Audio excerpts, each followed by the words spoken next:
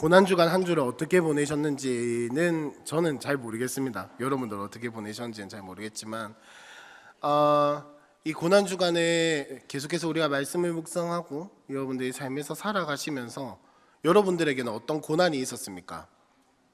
많은 고난이 있었다고요? 예, 저도 많은 고난이 있었던 것 같아요.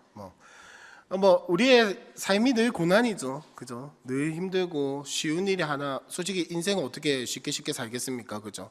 놀아도 고난, 일해도 고난, 고난이 와도 고난, 고난이 안 와도 고난. 이게 우리의 인생사 아니겠습니까, 그죠? 근데 물론 우리가 매일매일 예수의 십자가의 그 고난과 죽음과 그 생명을 우리가 매일매일 묵상을 해야겠지만은, 그럼에도 불구하고 이번 주에는 특별히 여러분들이 고난이 좀 더 와닿는 한 주가 되었으리라 그렇게 믿고 있겠습니다. 어떨지는 잘 모르겠습니다만은, 오늘은 이 정사예배라고 하죠. 또 성금요일이라고도 합니다. 왜냐하면 예수님이 이제 십자가에 달려 죽으신 게 날짜상으로 봤을 땐 오늘의 확률이 굉장히 높아요. 거의 100%죠. 거의 100%. 유대인들의 입장에서 안식일은 내일입니다. 토요일이고, 우리는 예수님의 부활을 기념하기 때문에 일요일, 즉 주일을 예배로 그렇게 지키는 거거든요. 요거 좀 다릅니다. 그래서 오늘은 보통 많은 교회들이 성금요일 혹은 정사예배, 예수님이 죽으신 것을 이제 고난주간에 계속해서 묵상하고, 이 금요일에 우리가 예수님의 죽으심을 다시 한 번 더 기억하면서 성찬식을 하는 게 보통의 보통 이렇게 기념하는 한 방법입니다. 그래서 오늘은 제목을 뭐라고 했냐면, 제목 한번 띄워주시겠어요? 다 같이 한번 읽어봅시다. 시작. 죽음. 옆에 사람한테 한번 인사합시다. 죽으시기 바랍니다. 죽으시기 바랍니다. 여러분, 오늘 사실은 저는 오늘 우리의 찬양과 기도에서 저는 오늘 제가 굳이 설교를 해야 할까? 그런 생각이 좀 듭니다. 이 우리의 찬양들과 이 기도에서 사실은 우리가 예수님의 부활과 죽음에 대해서 묵상하고 기억하고 살아야 할 것들이 이미 다 나왔어요. 여기서 이제 설교 끝하고 바로 성찬식을 해도 되지 않을까? 그 정도로 진짜로 제가 오늘 하고 싶은 모든 이야기들이 찬양과 기도에 다 녹아 있었습니다. 그럼에도 불구하고 준비한 게 있기 때문에 저는 해야겠습니다. 하여튼 여러분, 진짜 진심으로 죽으시기 바랍니다. 육체의 생명이 끊어지는 걸 이야기하는 게 아닙니다. 여러분들의 마음이 그런 이야기가 아니고요, 정서적인 그런 이야기가 아니라 우리가 예수 앞에서 철저하게 우리 자신이 죽어야 한다는 이야기를 하고 있는 겁니다. 자, 그러기 전에 먼저 우리가 이 예수님의 십자가에 대해서 좀 더 면밀하게 한번 살펴보려고 하는데, 자, 오늘 아침에 우리가 새벽기도 때도 그렇고 여러분들의 삶에서 묵상하신 오늘까지의 본문에서 예수님이 죽으셨죠, 그죠? 영혼이 떠나가셨죠. 테텔스타이 하고 돌아가셨어요. 그 다음에 일어난 일들입니다. 31절을 한번 보면, 이 날은 준비일이라, 그러니까 뭘 준비하는 날이겠습니까? 내일, 그러니까 토요일 안식일을 준비하는 날인데, 특별히 내일 안식일은 어떤 날이다? 유월절이기 때문에 더 이제 철저하게 준비하려고 하는 거예요. 근데 웃긴 건 뭐냐면, 자, 예수님을 십자가에 매달아라고 외친 사람들이 누구입니까? 유대인들이죠. 유대인들은 유월절을 굉장히 중요하게 생각을 했고, 유월절을 잘 지키기 위해서 최선을 다했단 말이에요.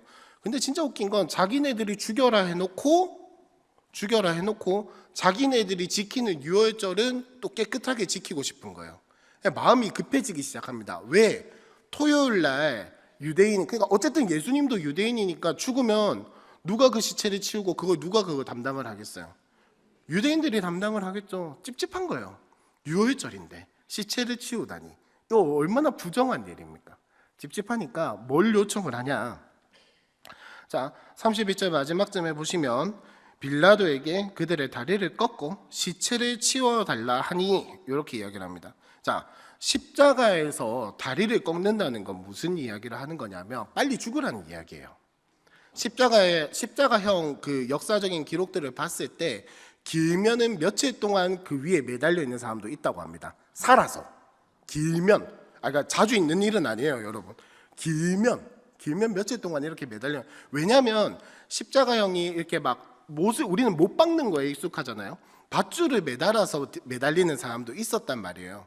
그러면 십자가형의 목적은 뭐냐면, 빨리 죽이는 게 아니고 흔히 하는 말로 말려 죽이는 게 목적입니다.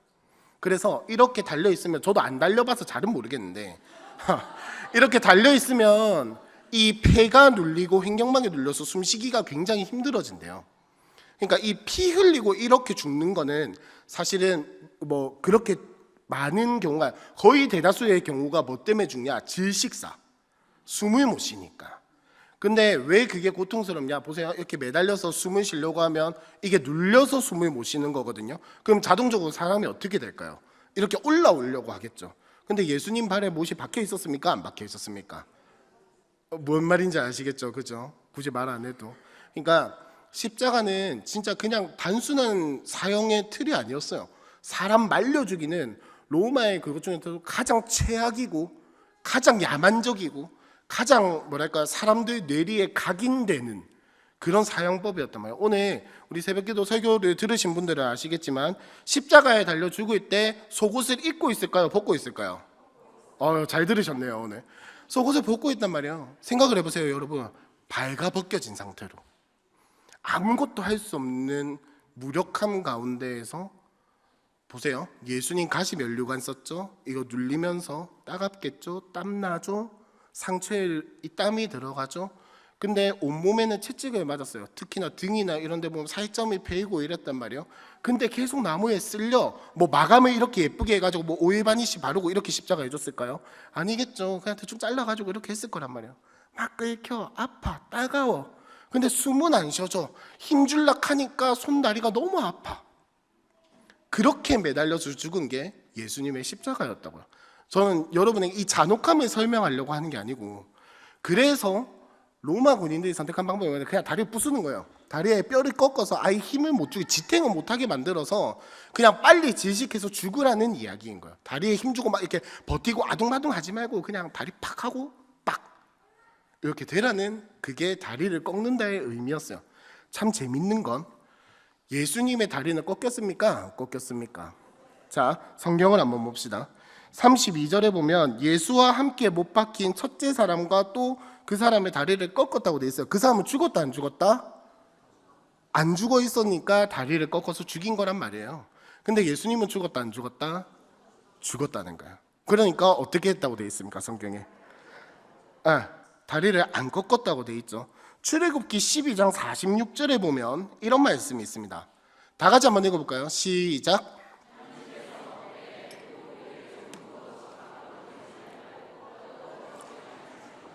혹시 이 말씀이 어느 명절의 규례인지 아시는 분?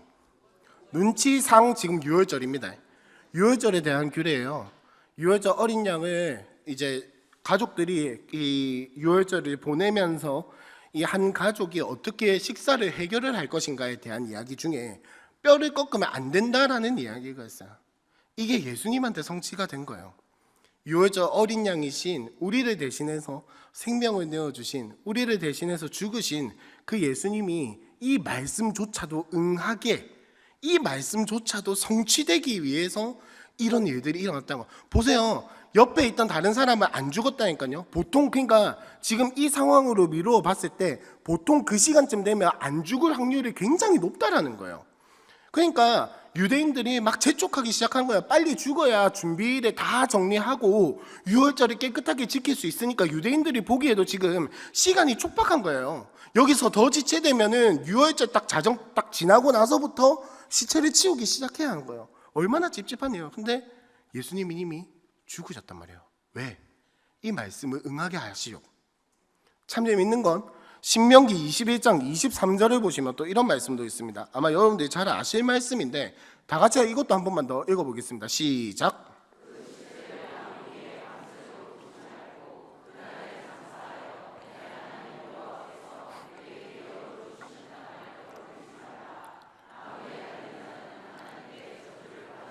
자, 이 이야기가 저기 나중에 에스더서에도 이런 이야기가 적용이 되기는 하지만 예수님께도 지금 이 말씀이 적용이 되고 있어요. 우리는 보통 저 마지막에 있는 나무에 달린 자는 하나님께 저주를 받았습니다. 여기에 임팩트가 많이 남아있는데 사실 앞에 말씀도 응하게 되었어요. 다시 한번 보세요. 그 시체를, 나무를, 자, 예수님을 십자가 위에 밤새도록 두지 말고 우리를 위해서 생명을 내어주신 예수님의 죽음은 이렇게 하나하나 다 구약의 말씀들을 다 이루기 위해서, 그리고 실제로 이루시면서 죽은 죽음이라는 겁니다. 우리가 이거를 간과하면 안 돼요. 왜? 예수님은 그냥 이 땅에 우리가 불쌍해서 우리를 그냥 좀 도와주고 싶어서 그렇게 오신 게 아니라, 구약에서부터 이미 그 하나님께서 세상을 창조하시고 만드시고 우리를 지으실 때부터 계획을 세워놓으신 모든 것들을, 역사와 시간과 이 모든 것들 가운데에서 우리를 향한 약속을 단 하나도 잊지 않으시고, 작은 것 하나도 잊지 않으시고 우리를 위해서 이 모든 약속을 다 이루셨다라는 거예요. 왜? 우리를 사랑하시니까. 예수님의 뭐 죽음의 정당성 뭐 이런 이야기도 신학적으로 하면 얼마든지 할 수 있겠죠. 근데 그러면은 오늘 뭐 밤 12시 넘어서 성찬식을 할 수 있을 것 같으니까 이따 생략하고, 그거는 이거 하나만 봐도 이 작은 약속, 우리는 이게 있었나 싶은 성경 구절까지도, 유월절에 이것까지 지켜야 했나 싶은 이 말씀까지도 예수님은 지키시면서 죽으셨다라는 거예요. 심지어는 시간상으로 봤을 때는 이런 말이 맞는지 모르겠지만, 시간상으로 봤을 때는 죽고 나서도 말씀을 지키신 거예요. 죽고 나서도. 얼마나 철저하게 하나님의 이 계획이 이루어지고 있냐는 겁니다. 너무나도 철저하고 하나도 빠짐이 없고 빈틈이 없고 셈이 없이 하나님이 우리를 위해서 이 모든 약속들과 말씀들을 지켜나가셨다라는 것, 이게 지금 우리에게도 여전히 존재한다는 것, 그걸 증명하는 게 뭐냐? 십자가라는 거. 그걸 증명하는 게 십자가라는 거. 이게 우리가 받은 십자가의 은혜인 줄로 믿습니다. 그래서 유대인들이 계속해서 막 이렇게 재촉을 하니까 예수님이 다리를 꺾지 않고 34절에 보니까 어떻게 합니까? 한 군인이 창으로 옆구리를 탁 찔렀어요. 곧 피와 물이 나오더라. 여러분, 이게 실제일까요? 아니면 그냥 하는 말일까요? 실제로 심장이 터져서, 그러니까 심장이 너무 격하게 이렇게 하다가 심장이 터져서 죽은 사람은, 저도 잘은 몰라요. 저 의사 아닙니다. 피가 고이는데, 몸 안에 고이는데, 그 혈청과 혈액이라고 하죠. 그 노란물 아시죠? 피 이렇게 그거 되면 혈청, 그 빨간색 혈액이 응고된 것과 노란색 물로 분리가 된다고요. 실제로 이 몸 안에서. 왜냐면 피가 안 흐르니까. 그러니까 찔렀을 때 피와 물이 나오는 거예요. 대부분 아마 피와 물 이러면 뭐 위해가 아니냐 뭐 이렇게 이야기들 많이 하던데, 그게 아니고 실제로 그만큼 예수님의 십자가 고통이 어마무시했다라는 것을 이야기를 하는 거죠. 어쨌든 간 그게 중요한 게, 엄청 아팠다 이 이야기를 하고 싶어서 요한이 피와 물이 나왔더라 이 이야기를 한 게 아니고요. 이게 뭐냐면 뭡니까? 상당히 의학적이고 인간이 아니면은 이런 현상이 일어날 수가 없다라는 거예요. 무슨 말입니까? 피와 물이 흘렀다라는 것은 사도 요한이 말하고 싶은 건 뭐냐? 예수님이 진짜 인간으로 오셨다는 거예요. 인간으로 오셨고 인간의 몸을 가지고 사셨고 인간의 몸으로서 죽으셨다. 요한은 이런 표현을 굉장히 많이 즐겼습니다. 피와 물 이렇게 하면서 예수님이 어떤 분이시냐? 그냥 이 땅에 오신 게 아니라 실제로 사람의 몸을 입고 이 땅에 오셔서 이 십자가의 고통을 당하시고 죽은 게 그냥 막 신이니까 대충 고통 없애고 이런 게 아니라 철저하게 고통받으셨다는 거예요. 철저하게 하나도 빠짐없이 모든 십자가의 그 죄인들이 겪었던 그 고통과 어려움들, 그 고난들을 예수님도 철저하게 다 겪으셨다는 걸 이야기를 하는 겁니다. 우리는 예수님의 죽음을 묵상할 때 이걸 꼭 기억해야 돼요. 예수님이 그냥 죽으셨지. 그게 아니라 철저하게 죽으신 거예요. 말씀에 대해서도 철저하게, 인간으로서 겪을 수 있는 고통도 철저하게. 왜?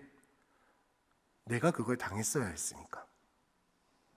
내가 그걸 당했어야 했는데, 내가 그걸 당하는 걸 예수님이 차마 못 보셔서 내 대신에 죽어주신 거라고요. 여러분, 이 십자가에 뭐 모르겠어요. 저도 이 과학 뭐 이런 건 아니니까 다는 많은지 모르겠지만, 어쨌든 저는 책을 보고 이야기는 하는 거지만, 만약에 예수님의 이 고통이 사실이라면 이 고통이 나의 고통이 됐었어야 했어요. 이 고통이 제 고통, 아니 여러분들 같이 갈 것도 없고요, 제 고통이 됐었어야 했어요. 근데 예수님은 나를 너무 사랑하셔서, 우리를 너무 사랑하셔서 이 고통을 겪고, 근데 중요한 건 예수님이 아니면 우리는 죄를 지을 때마다 이 고통을 당해야 했다고요.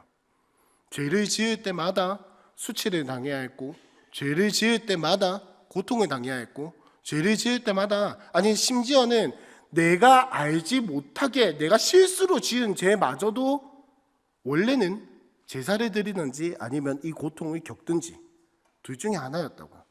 근데 예수님은 그거를 가만히 내버려 두지 못하신 거예요. 내가 고통당하는 것도 내버려 두지 못하시고, 내가 영원히 하나님 앞에서 제사를 드려야만 하나님과 관계할 수 있는 것도 가만히 두지 못하시는 거예요. 그래서 자신이 십자가에 달려서 이 고통과 고난을 당하셨다는 거예요. 근데 우리는 너무나도 쉽게 잊고 살죠. 고난주간에만 딱 그걸 묵상해요. 사실 고난주간에만 아우 우리 예수님 채찍 맞았다 웃잖아 눈물 흘리면서 하다가 부활주에 딱 끝나고 나면 다시 싹 리셋 하얗게 돼가지고 그치 고난 당했었지. 근데 그 고난이 뭔지는 하나도 기억 안 나고 그치 예수님 나 때문에 십자가 지셨지 이러고 넘어간다니까요. 고난주간에만 십자가만 들으면 눈물이 나고, 고난주간에만 예수님 뭐 이야기만 해도 눈물이 절절 흐르고 이러고 있다가 부활주에 딱 지나고 나면 새까맣게 잊어버린다니까요. 이게 우리의 죄성이라고요. 이게 우리의 모습이라고, 저의 모습이라고. 그러나 우리 이 예수님의 이 고통과 고난이 그냥 고통과 고난으로만 또 끝나도 안 된다는 겁니다. 자, 좀 더 성경을 봅시다. 35절에 한번 보시면, 이를 본 자가 증언하였으니 그 증언이 참이라. 그가 자기의 말하는 것이 참인 줄 알고 너희로 믿게 하려 함이니라 라고 이야기를 합니다. 자, 보십시오. 이를 본 자가 증언했다라고 하는데, 사도 요한이 주로 쓰는 이 자주 복음서에서 사용하는 이 화법 중에 하나가 뭐냐면은 자기를 제3자인 것처럼 이야기를 해요. 자기 이야기거든요. 자기가 보고 자기가 썼다는 이야기인데 되게 남이 쓴 것처럼 이야기를 하고 있어요. 뭐 재밌으라고 그러는 건 아니고 본인의 어떤 그런 방식인 것 같아요. 근데 보세요. 사도 요한이 지금 이 예수님의 고통과 예수님의 십자가 사건들을 쭉 이렇게 기록한 이유가 뭐다? 이거를 읽는 사람이 예수를 믿게 하기 위해서라는 겁니다. 여러분, 부활, 승리, 뭐 사랑, 은혜, 자비, 긍휼, 예수님이 나를 건져주심, 나의 문제를 해결해 주심, 이것만 보고 예수를 믿는 게 아니고요. 죽음, 고난, 고통, 어려움, 십자가, 이것조차도 뭐냐? 우리가 예수를 믿을 것이라는 겁니다. 예수를 믿을 때 하나님 잘 되게 해주세요, 잘 풀리게 해주세요, 좋은 일만 있게 해주세요, 하나님 영광 보게 해주세요, 하나님 좋은 일만 생기게 해요, 잘 풀리게 해주세요, 하나님 은혜만 받게 해주세요, 자비만 받게 해주세요, 이게 예수 믿는 게 아니고요. 이 자비와 긍휼과 사랑과 잘 풀리게 하심과 나를 이 땅에서 먹고 살게 하심과 내가 누리고 있는 이 사랑과 긍휼의 너머에는 뭐가 있었냐? 내가 받아야 할 이 고통을 예수가 대신 지셨다는 거, 이게 포함이 되어야 한다는 겁니다. 십자가에 죽음이 없다면, 오늘 하고 싶은 이야기는 이거예요. 죽음이 없다면 부활도 없다는 겁니다. 죽음이 없으면 부활이 없어요. 죽지 않았는데 어떻게 부활합니까? 부활주일 여러분 오실 거죠, 그죠? 주일날 오실 거죠. 오셔서 우리 주일에 말이 꼬이네요. 주일에 부활주일에, 부일이 아니고 부활주일에 이 부활을 누리고 우리가 진짜 행복하고 그 하나님의 부활 영광스러운 이 예배를 드리기 위해서 뭐가 필요하냐? 죽음을 정확하게 알고 죽음이 나의 것이 되어야 한다는 겁니다. 자, 말씀을 한 번 더 보면요, 36절에 이 일이 일어난 것은 그 뼈가 하나도 꺾이지 아니하리라 한 성경을 응하게 하려 하심이라. 사도 요한도 똑같은 이야기를 하죠. 37절에 보면 또 다른 성경에 또 한 가지 예언이 이루어졌다고 합니다. 그들이 그 찌른 자를 보리라 하였느니라, 이렇게 이야기를 합니다. 스가랴 12장 10절입니다. 스가랴 12장 10절 다 같이 한번 읽어봅시다. 시작.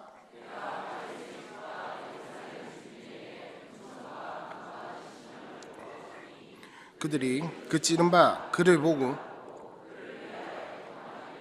독자를 위하여 애통하는 듯 하며 그를 위하여 통곡하기를 장자를 위하여. 찌른 것조차도 이 스가랴의 말씀이 성취가 된 거였단 말이에요. 그냥 찔러진 게 아니라고요. 철저하게 모든 것들이 예수님의 죽음 하나하나, 어떻게 보면 진짜 이거 계획적인 살인이 아닐까 싶을 정도로 모든 것들이 다 철저하게 이루어졌다는 겁니다. 자, 조금 더 성경을 봅시다. 이게 38절입니다. 38절 다 같이 한 번만 읽어볼까요? 시작.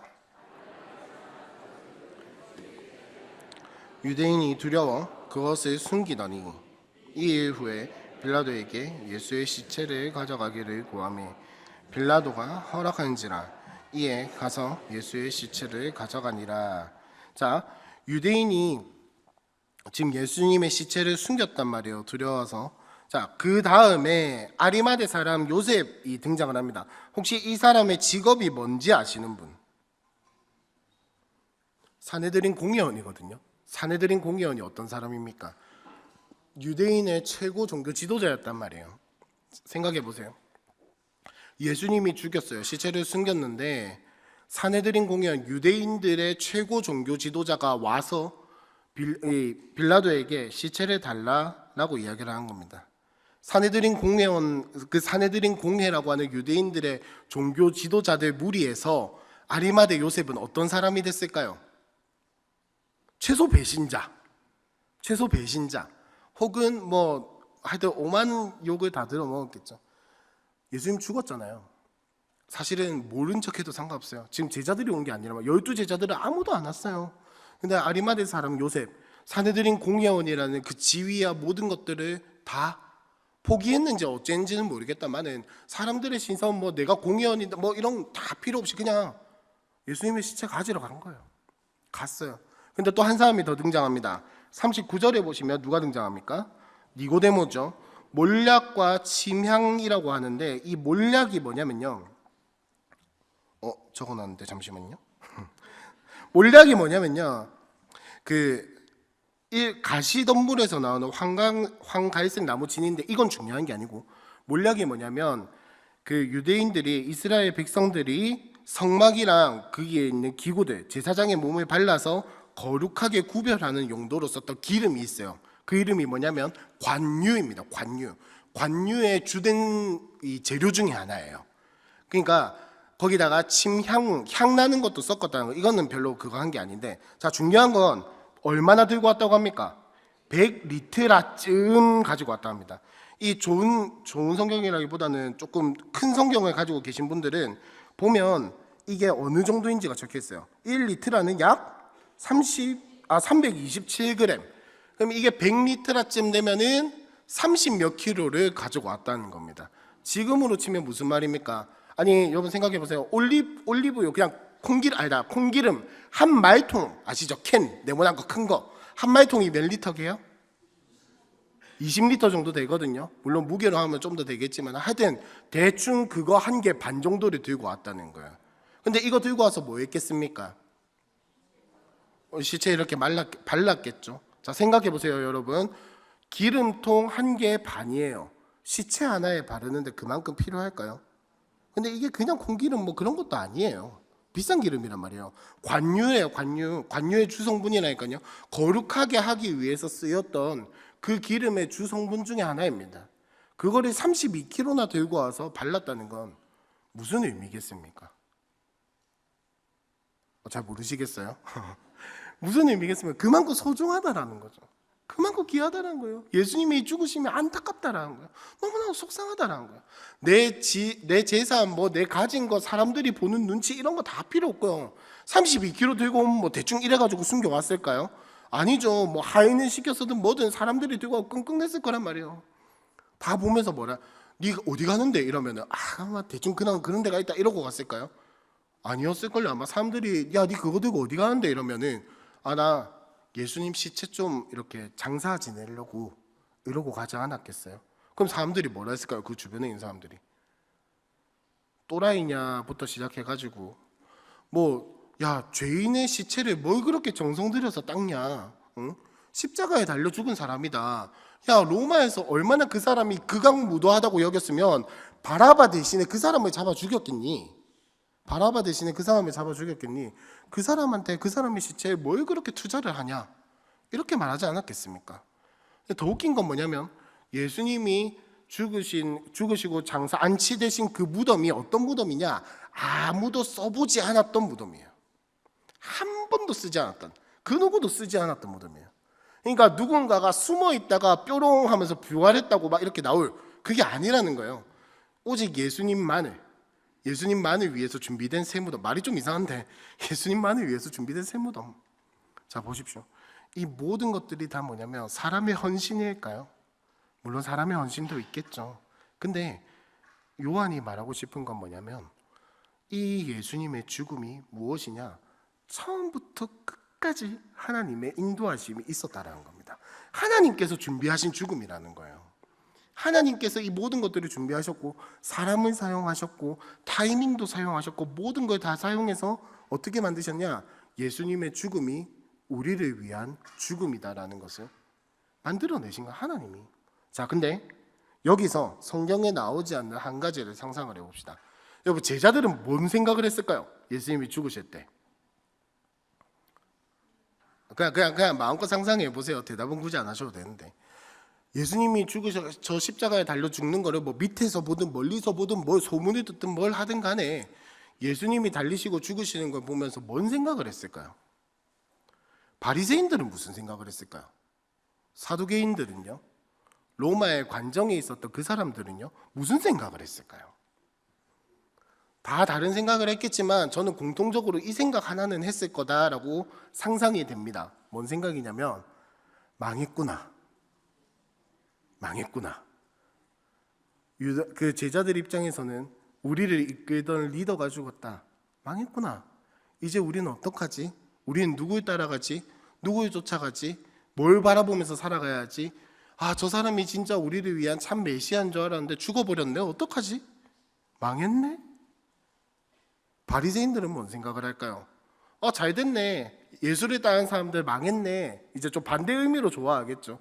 예수를 따르던 사람들 다 망했네. 이제 우리의 기득권과 우리가 지금까지 누리고 있던 이 권력과 능력과 이 모든 것들을 우리도 끝까지 누릴 수 있게 됐네. 잘 됐네. 저 사람들은 망했고 우리는 잘 됐네. 로마의 그 군인들과 이 사람들은 뭐라고 생각을 했을까요? 또 아마 이 바리새인들과 좀 비슷하겠죠. 저 예수 따르던 사람들 어쩌노 망했네. 어쩌노. 자, 여러분 진짜 심각하게 한번 상상해 보세요. 이때 당시의 사람들이 예수의 죽으심을 보면서 우리처럼 부활을 기다리면서 희망차했을까요? 저는 아리마대 요셉과 이 니고데모도 아마 예수님의 부활을 막 바라면서 하진 않았을 것 같아요.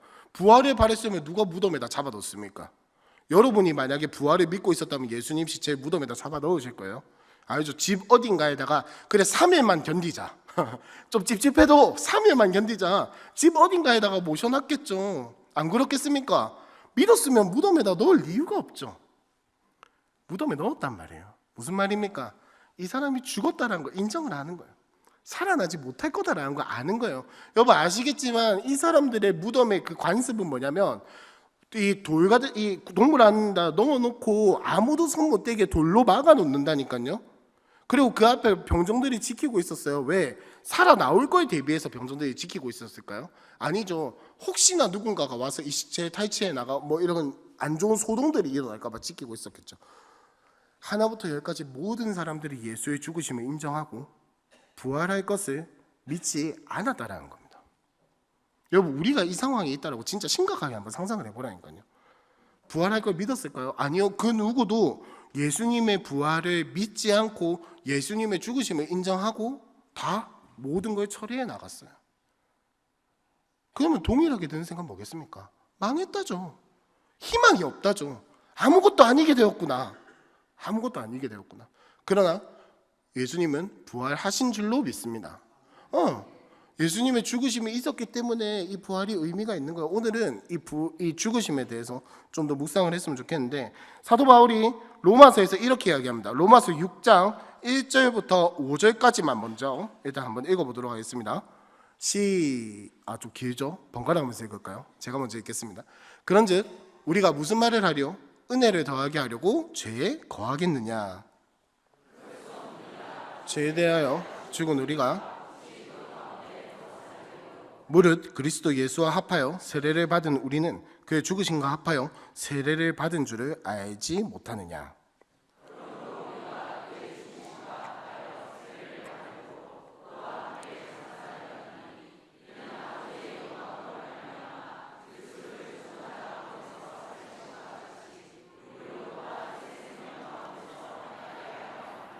요 5절은 다 같이 한번 읽어보겠습니다. 시작. 만일 우리가 그의 죽으심과 같은 모양으로 연합한 자가 되었으면 또한 그의 부활과 같은 모양으로 연합한 자도 되리라. 사도 바울은요, 이 로마서에서 기본적인 예수 믿는 기본적인 교리들에 대해서 이야기를 하면서 정확하게 이야기하고 있습니다. 우리가 예수와 연합했다라는 것은 부활만 연합한 게 아니라 뭐도 연합했다? 죽으심도 연합했다라는 겁니다. 그러면 여러분께 질문 한번 드려보겠습니다. 우리도 예수님처럼 죽어야 합니까? 안 죽어야 합니까? 죽어야 된다는 거예요. 우리도 죽어야 한다는 거예요. 우리도 예수님처럼 철저하게 죽어야 한다는 겁니다. 그게 아니면 부활이 아무런 힘이 없다라는 거예요. 아무 의미가 없다라는 거예요. 아무 의미가 없다라는 거예요. 자, 6절부터 11절까지도 한번 번갈아 가면서 읽어보겠습니다. 제가 먼저 읽겠습니다. 우리가 알거니와 우리의 옛사람이 예수와 함께 십자가에 못 박힌 것은 죄의 몸이 죽어 다시는 우리가 죄에게 종노릇 하지 아니하려 함이니,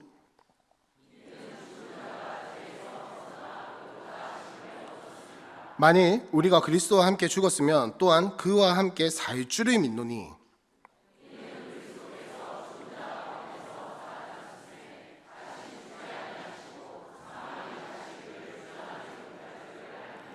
그가 죽으심은 죄에 대하여 단번에 죽으시며 그가 살아계심은 하나님께 대하여 살아계심이니, 이와 같이 너희도 너희 자신의 죄에 대하여는 죽은 자요 그리스도 예수 안에서 하나님께 대하여는 살아있는. 우리는 죄에 대해서 죽은 자가 되어야 합니다. 우리는 예수와 연합해서 하나님께 대하여 살아있다고 여기니까, 물론 맞죠, 맞는데 자꾸 사는 것만 생각하니까 이 부활이, 죽음이 있어야 부활이 있다는 사실을 자꾸 까먹고 살아가는 것 같아요. 여러분, 우리가 죽어야 생명이 우리 안에서 일합니다. 우리가 죽어야, 우리가 예수의 죽으심과 연합을 해야 부활하심도 연합이 된다니까. 순서의 문제가 아니고, 사도 바울이 지금 이야기를 하고 있는 건 뭐냐면, 진짜 너가 부활에 연합해서 승리를 얻었고 긍휼하심을 얻었고 이 기적과 건지심을 얻은 사람이라면, 그렇다면 반드시 너는 죽음에 연합한 사람일 수밖에 없다라는 거예요. 마치 살아있는 믿음이라면 반드시 삶이 따라오는 것처럼, 진짜 부활을 믿고 진짜 부활을 살아가는 사람이라면 죽음이 없을 수가 없다는 이야기를 하는 겁니다. 죽음이 없을 수가 없다고요. 내가 하나님 앞에서 죽는 게 없을 수가 없다고요. 내가 죄에 대해서 죽는 게 없을 수가 없다고요. 내 자아가 죽고 예수로 사는 게 없을 수가 없다고요. 그 이야기를 하는 겁니다. 우리는 진짜 죄에 대해서 죽고 있습니까? 나 자신을 예수 앞에서 죽이고 있습니까? 예수님이 십자가에 달려 죽으신 것처럼 나도 내 자신을 십자가에 못 박아서 죽이고 있냐는 겁니다. 말이 되게 살벌하죠. 근데 살벌한 이야기가 아니라 이게 무슨 말이냐면은, 자, 이겁니다. 우리는 어떤 사람들이냐면 우리의 문제를 인지했다고 만족해요. 아, 나 내 문제 알았어. 그리고 조금 더 괜찮아지면 내 문제를 직면했다고 만족합니다. 재해석했다고 만족해요. 뭐냐면 죽음은 있어요. 근데 부활을 누리지 못해요. 죽음만 묵상하면, 이게 우리가 빠지지 말아야 오류가 뭐냐면, 죽음이 있다면 반드시 부활이 있고 부활이 있다면 죽음이 있다라는 건데, 이 두 가지가 같이 가야 하는데 둘 중에 하나만 자꾸 생각을 하는 거예요. 부활만 생각을 하니까 자꾸 좋은 거, 뛰어난 거, 성공하는 거, 승리하는 것만 보는데 사실은 죽음도 같이 봐야 돼요. 근데 죽음만 또 보게 되면 뭐냐면, 아, 나는 이런 나쁜 놈이야, 나는 이런 상처가 있어, 나는 이런 문제가 있어, 나는 이런 어려움이 있어, 나는 이런 모자람이 있어, 이것만 자꾸 본다고요. 근데 예수님의 죽음은, 예수님의 부활은 뭐냐면, 네가 그런 문제가 있어도 살리시는 게 하나님입니다. 근데 살리심이 있다면 너의 그 죽음도 봐야 한다는 거예요. 네가 죽어야 한다는 거예요. 그러니까 내가 살려고 하면 예수가 못 살아요. 내가 살려고 하면 예수가 못 살아요. 내 걸 못 넣으면 하나님이 일하실 틈이 없어요. 왜? 하나님이 능력이 없어서가 아니고요. 그게 하나님이 일하는 방식이 아니거든요. 그게 하나님이 일하는 방식이 아니라서 그래요. 자, 내가 죽지 않는 사람들의 대표적인 특징이 뭐냐면, 살지 못하는 믿음이 충만합니다. 살지를 못해요. 아는데, 직면은 하는데, 재해석은 하는데 살지를 못해요. 거기서 자유하지 못해요. 거기서 죽음만 자꾸 누리고 부활로 승리한 그 삶을 살지를 못한다고요. 문제가 있고 상처가 있다는 걸 아는데 그게 하나님께서 나에게 주신 거고 다 알겠는데, 나를 향한 계획이란 거 다 알겠는데, 죄송하지만 그래서 어떡하라고요? 그래서요. 하나님의 계획인 걸 알면 어떻게 해야 합니까? 그 계획대로 살아야죠. 근데 우리는 자꾸 뭐냐면 알았다는 거예요. 내가 알았다는 거예요. 알았다고. 아는 게, 왜 아시는데요? 왜 알려고 하시는데요? 왜 직면하려고 하고 왜 재해석하려고 하십니까? 그렇다고 다 혼내는 거 아닙니다, 여러분. 제발요. 한번 생각을 해보자고요. 우리가 왜 직면하고 왜 재해석하려고 합니까? 왜 그러냐고요, 도대체. 그냥 그것만 하려고요? 아니잖아요. 살려고 하는 거잖아요. 거기서 승리한 예수 그리스도의 부활을 붙들고 살려고 하는 건데, 그거를 이기고 나의 문제를 해결해야 그 위에 일하시는 하나님을 보려고 하는 건데, 알아서 만족한다니까요. 아는 걸로 만족한다니까요. 이게 뭐냐면 죽음과 부활이 여전히 따로따로 되어 있는 거예요. 사랑하는 우리 함께하는 교회 성도 여러분, 죽음과 부활이 하나가 되길 바랍니다. 부활이 있다면 죽음이 있다는 걸 기억하시길 바랍니다. 그리고 죽음이 있다면 반드시 부활이 있다는 걸 기억하시길 바랍니다. 자, 다시 앞에 이야기를 가져와서요. 자, 보세요. 제자들의 입장에서는 지금 예수님의 죽으심을 보면서 희망이 있었을까요? 아니요, 희망 없었을걸요? 우리도 우리의 삶에서 그런 거 참 많지 않습니까? 희망이 없네, 소망이 없네. 당연히 없죠. 인간의 눈으로 보면 없죠. 우리의 눈으로 보면 없죠. 죽음만 보면 없죠. 그러나 우리에게는 부활이 있음을 믿으시길 바랍니다. 그러니까 사망이 보인다고 사망으로 끝내지 마세요. 사망이 보인다고 해서 사망했네 라고 끝내지 마시라고요. 사망이 있으면 반드시 하나님이 역사의 틈이 있습니다. 죽음이 있으면 하나님이 일하실 자리가 되는 거예요. 우리는 그거를 믿지 못하는 거예요. 망했네 라고 하고 포기해버리는 거예요. 여러분, 최근에 그런 거 있지 않으십니까? 여러분들의 삶에 최근이든 옛날이든 뭐든 간에요, 망했네 하고 포기한 거 있으십니까? 예수 그리스도의 부활로 살려내시길 바랍니다. 우리에게는 충분히 그런 권세가 있어요. 살려내시라고요. 우리가 무슨 권세를 가졌는데요? 부활의 권세를 가졌는데 왜 여러분들의 판단인 망함을 가지고 예수의 일하심을 제한하냐는 겁니다. 왜 우리들의 판단, 인간적인 잣대를 가지고 가서 죽었네, 망했네, 다음이 없네, 기약이 없네. 근데 하나님은 죽은 자들 가운데에서 살리시는 분인데 우리도 똑같이 제자들처럼 살아가는 거예요. 믿지 못하는 거예요. 예수가 살 것을 들어도 믿지 못하는 거예요. 여러분, 우리가 제자예요. 우리가 12 제자들이라고요. 아리마대 사람 요셉, 니고데모보다 훨씬 더 못한 믿음을 가지고 있는 거예요. 12 제자들이랑 똑같다니까. 예수님 이 다음에 나중에 펼쳐진 이야기들 보면 어떻습니까? 12 제자들 뭐 하고 있었어요? 정확하게 11 제자죠. 아직 도마가 안 세워졌으니까. 11 제자들 뭐 하고 있었습니까? 저기 어디 골방에 숨어가지고 웃자노, 예수님 죽었다, 웃자지. 여러분, 우리가 그러고 있지는 않습니까? 죽었네, 망했네, 어쩌지? 그러나 우리에게는 부활의 소망이 있는 줄로 믿습니다. 네, 우리에게는 이 부활의 소망이 있는 거예요. 그렇기 때문에 부활이 우리에게 일할 수 있는 겁니다. 왜? 죽었기 때문에. 고린도전서 15장 31절입니다. 고린도전서 15장 31절. 형제들아, 내가 그리스도 예수 우리 주 안에서 가진 바 너희에 대한 나의 자랑을 두고 단언하노니 나는 날마다 죽노라. 사도 바울이 고린도전서 15장에서 이야기를 하는 맥락은 뭐냐면 부활에 대해서 이야기를 하는 거거든요. 너희가 부활할 거야. 하나님께서 너희에게 소망을 주신다고 너희는 부활할 건데, 그 부활을 위해서 사도 바울은 평소의 삶에서 어떻게 살고 있다? 나는 날마다 죽노라. 나는 날마다 죽어야 부활이 우리의 삶에 힘이 있다라는 겁니다. 그러니까 죽는 게 실패가 아니에요. 근데 우리는 죽으니까 실패했다고 생각해요. 왜? 당장에 눈에 보이는 것들이 끊기니까. 당장에 우리에게 느껴지는 것들이 헛된 것 같이 보이니까, 아무것도 안 보이니까. 여러분, 죽은 거에서 뭘 우리가 희망을 걸 수 있고 기대를 걸 수가 있습니까? 우리가 보기에는 아무 기대 걸 게 없어요. 죽어버리면 끝이에요. 어떻게 다시 되살릴 거예요? 그러나 하나님은 부활하게 하실 줄로 믿습니다. 네. 우리는 그런 소망을 가지고 그런 믿음을 가지고 살아가야 되는 거예요. 죽음이 끝이 아니에요. 죽음은 하나님의 일하심의 자리일 뿐인 거지.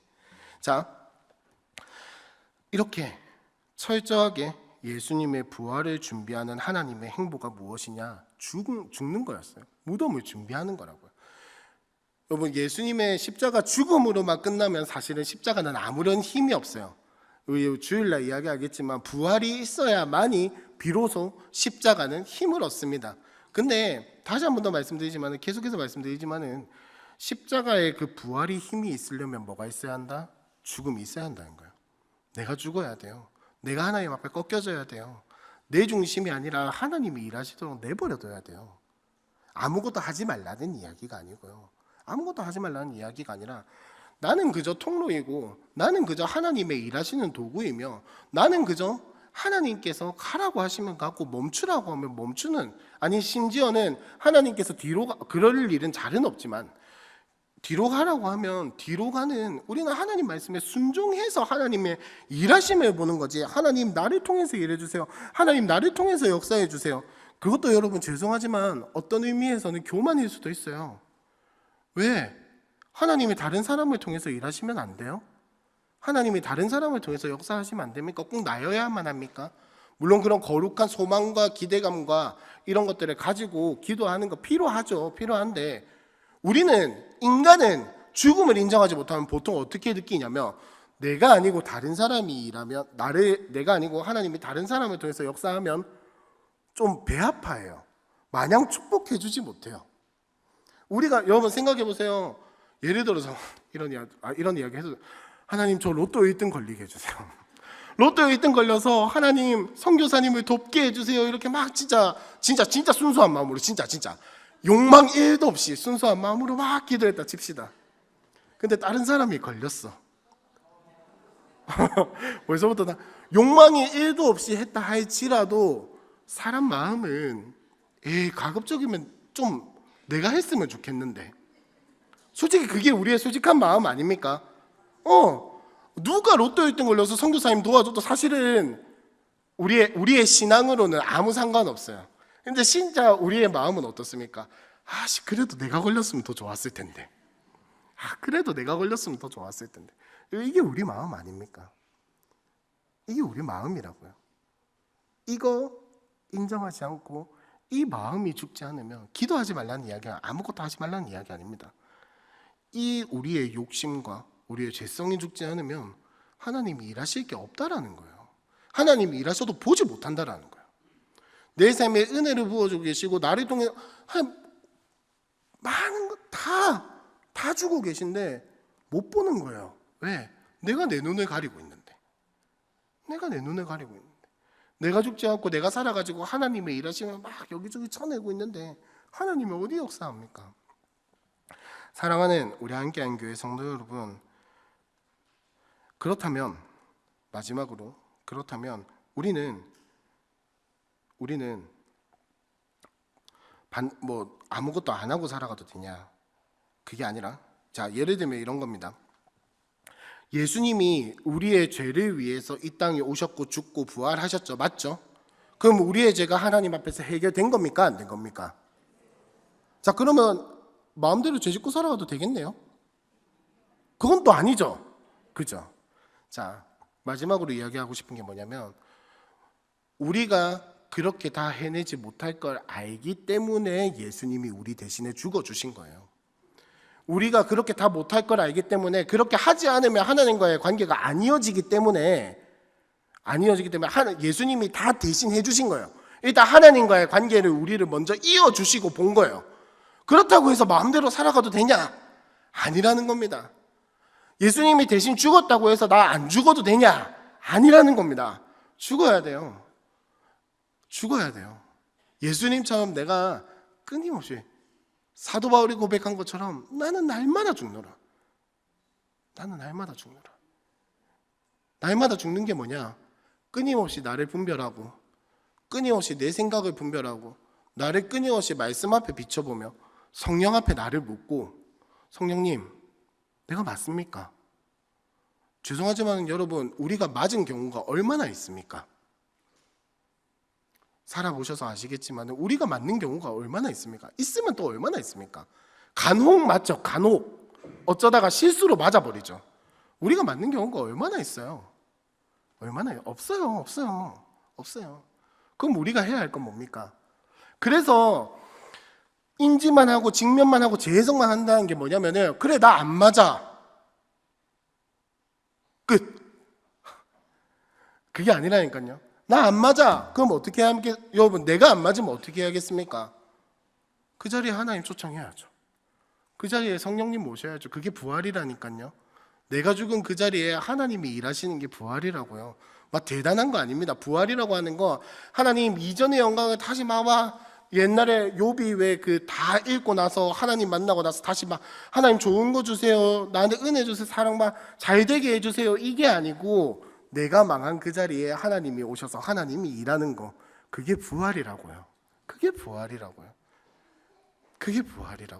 사랑하는 우리 함께한 교회 성도 여러분, 예수가 죽었기 때문에 함께 죽는 그런 성도가 됩시다.